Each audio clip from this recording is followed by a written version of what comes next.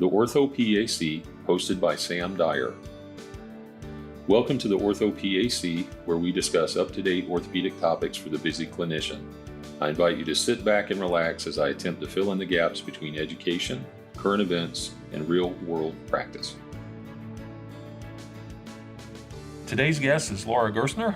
Laura, welcome to the orthoPAC. Thanks so much for having me, Sam. Yeah, I'm glad to have you on. I've been excited about this interview for a while. Give us a little background on how you became a PA and how you became an educator.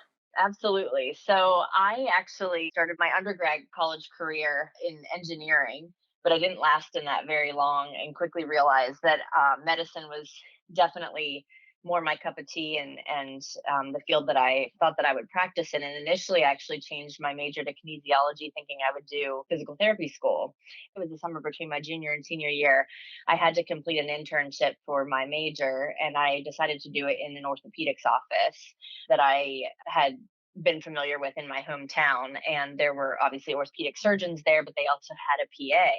And so during that summer, I was essentially trained as a medical assistant and really got to see the difference between what the surgeons did and what the PAs did. And I really liked the kind of work-life balance that the PAs had, much more so than the long on-call hours that the orthopedic surgeons had. And so it really just seemed like a cool fit for me.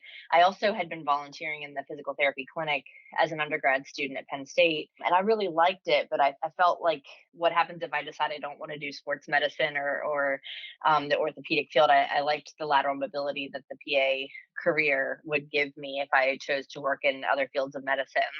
And so I ended up going to George Washington University. I graduated from PA school in 2003, and I did start working in orthopedics right away out of PA school. I initially worked for a short period of time in Arlington, Virginia, and then actually went back to that practice in Pennsylvania where I had trained as a medical assistant and where I got my healthcare experience hours for PA school. But while I was in clinical practice there in Pennsylvania, and then in 2006, I moved to Durham, North Carolina, where I met Sam. Mhm. During all of my clinical years of working in orthopedics, I served as a preceptor for a couple different PA programs. When I got here to North Carolina, one of my colleagues in the orthopedic practice connected me with the Duke PA program. And so I was actually able to get my feet wet and do some lecturing in the classroom and help with bandaging and casting and splinting labs and anatomy lab. So I really determined that I loved the combination of education and clinical medicine as well. So I worked full time in clinical practice until 2010, so for 7 years out of school. And then I had previously started a master's in healthcare administration, just thinking that that might be the route that I wanted to go in my career. And while I was in that program, the opportunity presented itself to help start the PA program at Campbell, which was drivable from where I was living at the time, a little far, but it was drivable. And so I went and interviewed and decided in 2010 to leave clinical practice full time and go start this PA program at Campbell. So I was hired as the initial clinical coordinator, meaning I was in charge of the clinical curriculum the second year of the PA program.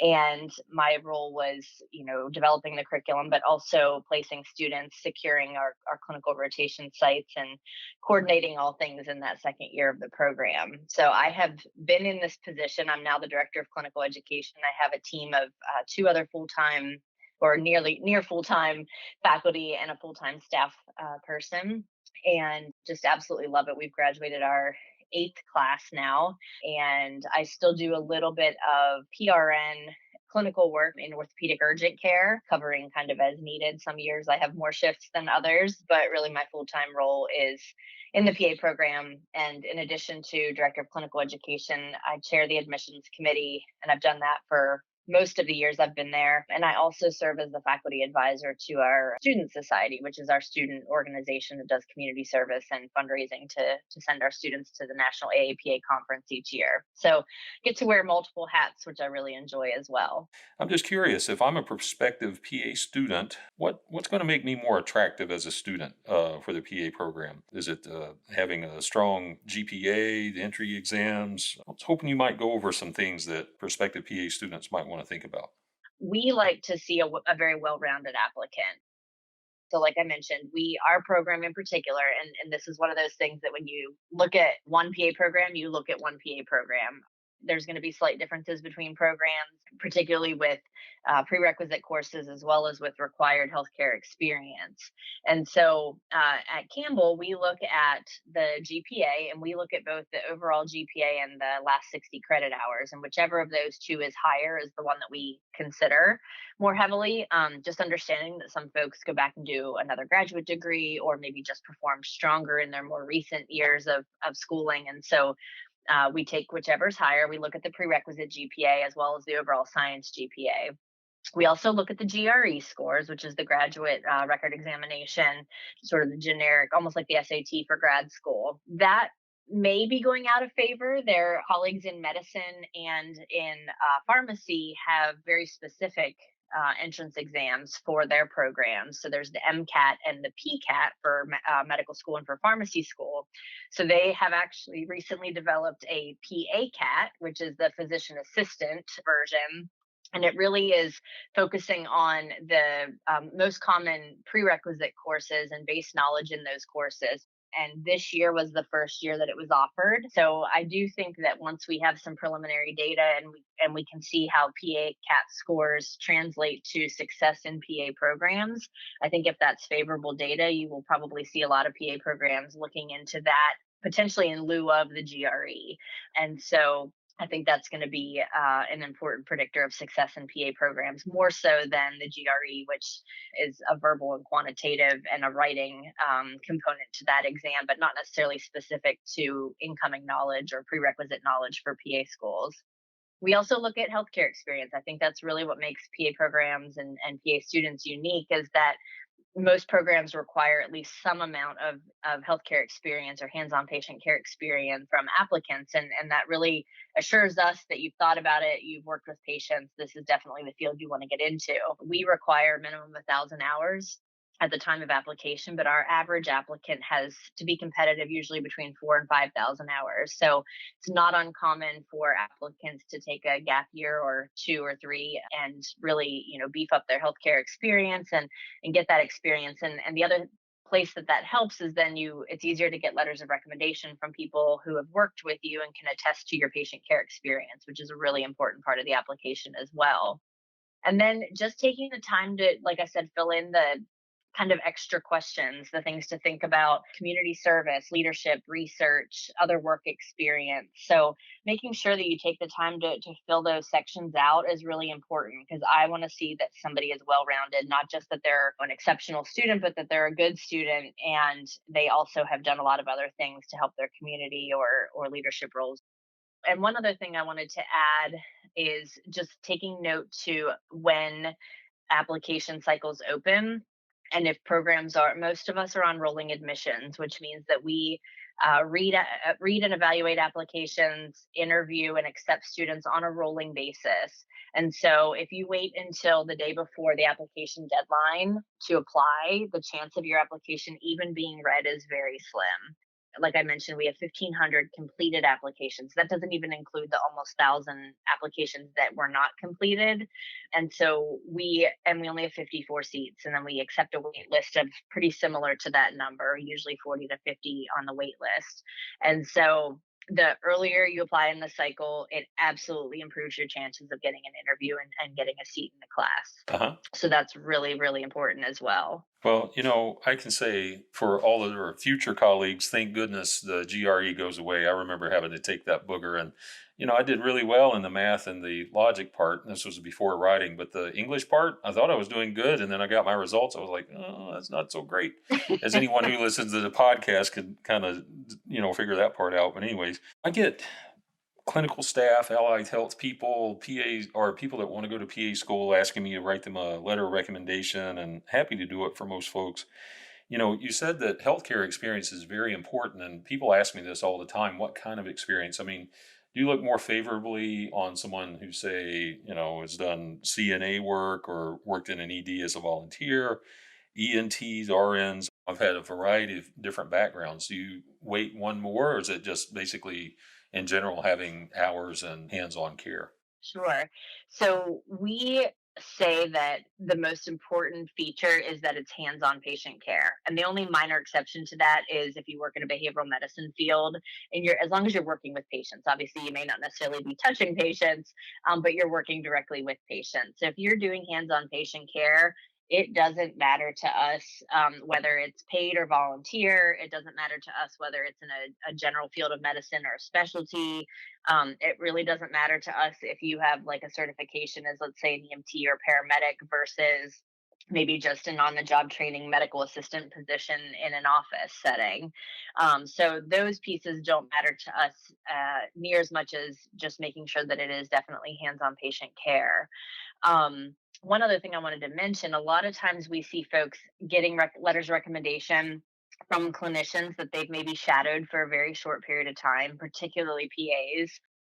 I would shy away from that. It's hard for somebody to really brag on you and say much more than what your CV shows if they've only spent a few hours with you in a shadowing capacity. You can usually get a much stronger recommendation from a supervisor, and that could be a nurse, it could be a physician, it could be a PA or nurse practitioner, but somebody that has actually worked with you and supervised your work is usually a much longer and stronger letter of recommendation than a few lines written by somebody that you've just shadowed for a few hours. Mhm. So definitely keep that in mind when you're asking for your letters of recommendation.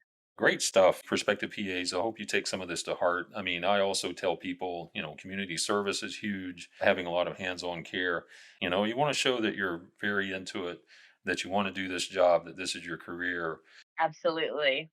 Can I add one thing to that as well, Sam? That's a great point. Yeah, yeah. In the essay, the prompt is, why do you want to be a PA? And we want to see that you have a passion for the not just medicine, but the PA profession in particular.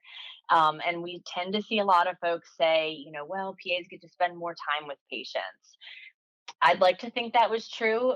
Sam, you can probably agree with me on this. In orthopedics, we saw just as many patients as many of the physicians did, maybe 25, 30 a day. So I wouldn't consider myself spending more time with the patients. But there are lots of awesome qualities about the PA profession that you can talk about. The lateral mobility, having the ability to work in orthopedics for a few years and then maybe switching to internal medicine or pediatrics, just having that, kind of career flexibility, work life balance. Maybe there's a PA that you've worked with that you were really inspired by their, provider patient relationship. So I think just really showing your passion in your personal statement as to why you want to be a PA specifically, not just why you want to work in medicine or why you're drawn to healthcare, but make sure that you actually, number one, mention the words physician assistant in your personal statement, but also make sure you spell it correctly and make sure you don't put that apostrophe s on physician and call it physician's assistant, because that will be one of the first things that knocks your application out of our review.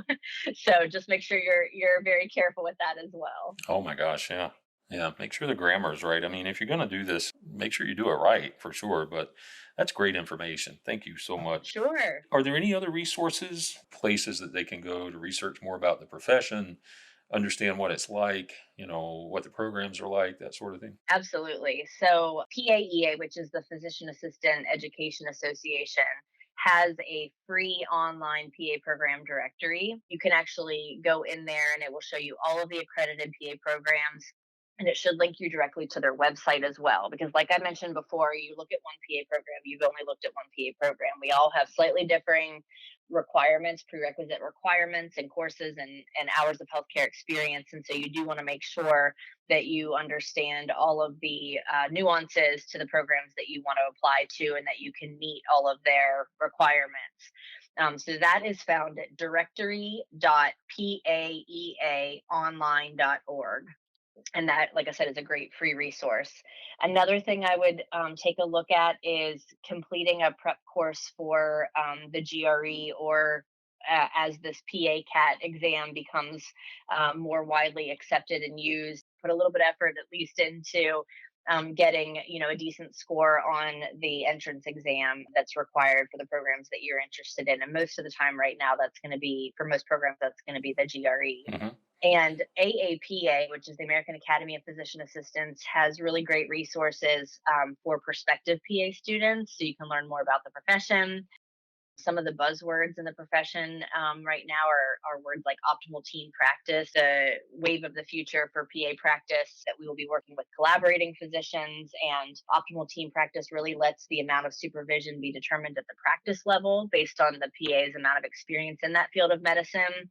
And so if you get invited to interview at a PA program, you might be asked some questions about that. It's called optimal team practice, or OTP. But just, understanding the PA profession, understanding the history of the PA profession, and some of the things we ask our interviewees, most pressing problems facing healthcare today. So just being well versed on issues in the healthcare system and how PAs fit into the healthcare model are really important. And PAEA as well as AAPA are both really great organizations for folks interested in applying to PA school. So all of you prospective PAs that happen to be listening to this, you're listening to somebody that makes the decisions. Laura, thanks for all this. I really appreciate it. I do want to make a quick plug for the PAOS. If you're coming along and you decide you want to do orthopedics, we do offer 2 $5,000 scholarships every year to the second-year PAs who express an interest in ortho. Thanks, Laura, for this information. I'm sure a lot of people will find this very helpful. Absolutely. Thanks for having me.